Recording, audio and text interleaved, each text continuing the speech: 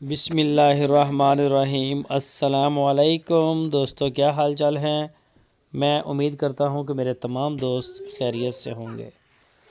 दोस्तों, शाह मोहम्मद चोलस्तानी गाय लेके आए हैं। माशाल्लाह कद काठ वाली गाय है ये, और इस गाय ने तीसरा सुआ डिलीवर किया। अभी बछड़ी है इसके पीछे, फीमेल काफ, लंबे लंबे थन और लंबी नाफ, बड़ी जालर, साफ़ सुथरी गाय। पिछले सुबह का इस गाय का मिल्क रिकॉर्ड था 13 से 14 लीटर। 13 से 14 लीटर इसका milk record. Cholistani breed. Location है इसकी हरूनाबाद सिटी। कोई भी दोस्त ख़रीदना चाहे तो वो रब्ता कर सकता है शाह मोहम्मद के साथ। इंशाल्लाह आपको मिल जाएगी पूरे पाकिस्तान में। कार्गो होम डिलीवरी की सहूलत हमारे पास मौजूद है।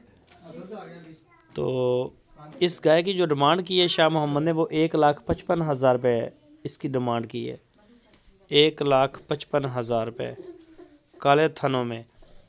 तो कोई भी दोस्त ख़रीदना चाहे वो डेरे पे जाके मौके पे भी चेक कर सकता है। अगर आप ऑनलाइन ऑर्डर देना चाहें तो आप ऑनलाइन ऑर्डर भी दे सकते हैं।